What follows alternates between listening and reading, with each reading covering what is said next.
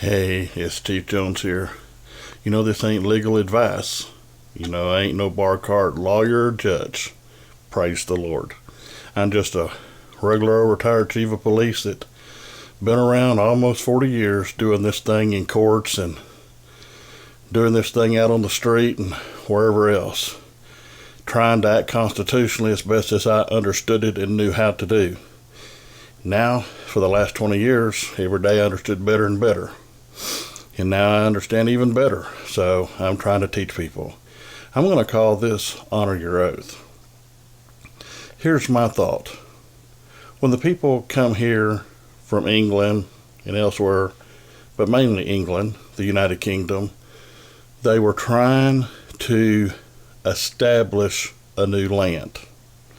That's why they were called settlers, not immigrants, settlers. They were the first to come here to settle the land. Now there was different parts of the land, of course, that had the indigenous people. I can't never say that word, but the people that were already here that either come down from Canada or come across from Alaska or wherever they come from, there was people here. And because Christopher Columbus was looking for India, and he thought he was there, then these were Indians. And then later they were called Native American Indians. But the point is, they're not really Indians. They're just the indigenous people of America, if you want to be correct about it. But anyway, the settlers that come here were trying to create new settlements, not immigrants.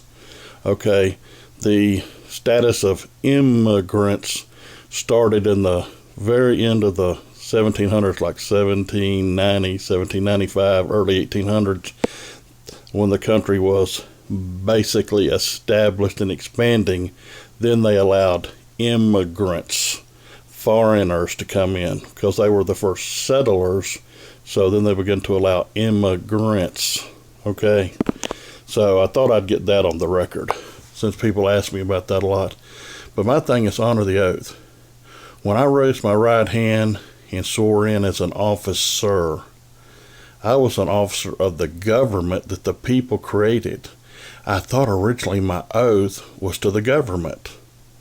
Wrong. Your oath is to the people.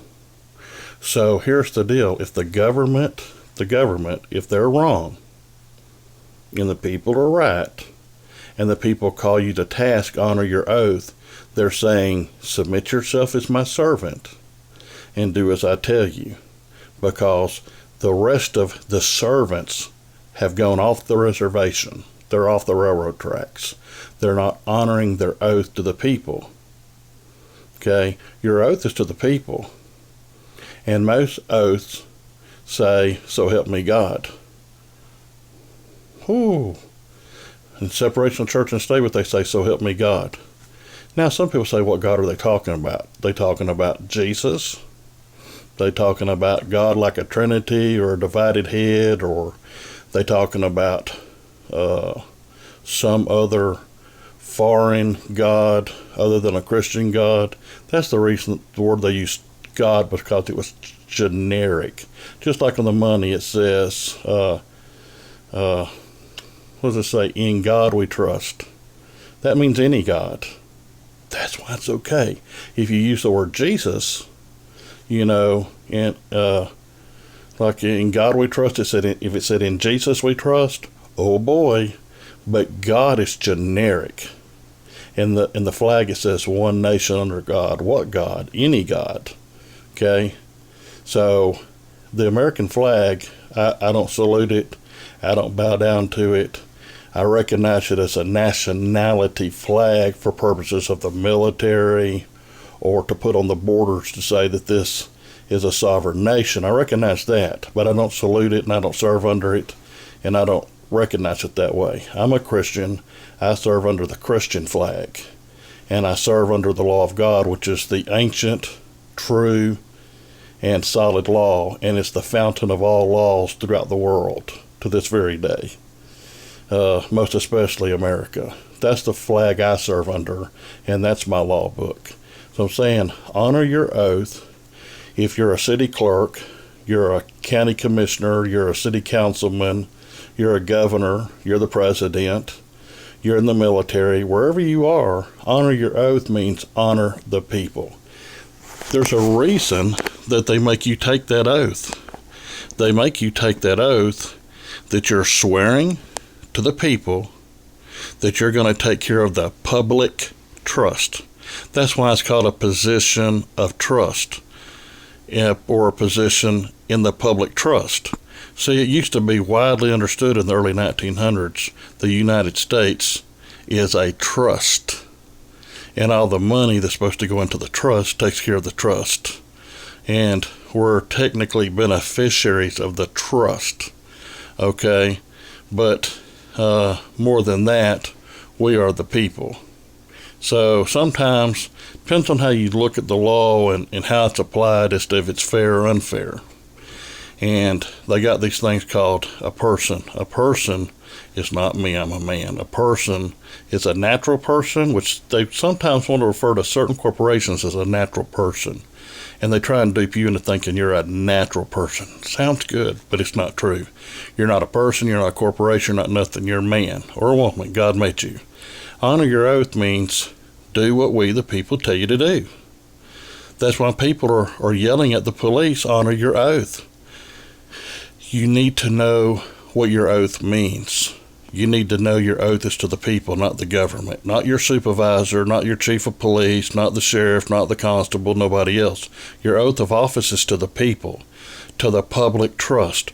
The public gave you a trust, and you're officers of the trust.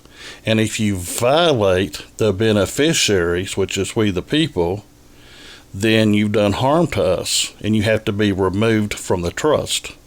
And if you cause damage to a beneficiary, you have to be dealt with.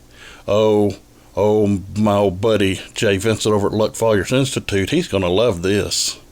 Hey, he just did his deal on police canines. And I said police canines are a dog. Just like my dog and your dog. It's a dog.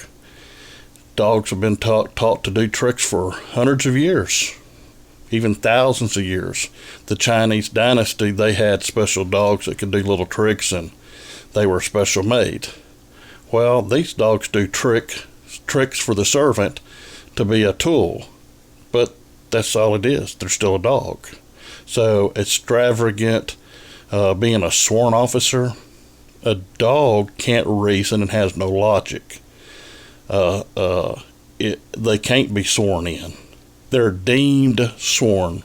They're non-sworn. They're an animal that does a trade just like horses plow a field. Now, if the farmer's really close to his horses and they've been plowing his field and providing food to his family, hell yeah, he's going to cry and he's going to have a damn stroke because his provider of his food for his family has died over. And he had a great relationship with that horse. It plowed the field, or the mule, or the ass, or whatever. Or it took him and his family back and forth to church or to town and to do other needful things. That is a special animal right there. Now, if your dog guards your house and lets you know if somebody's coming around, it's the alarm system, that dog's very beloved to your family.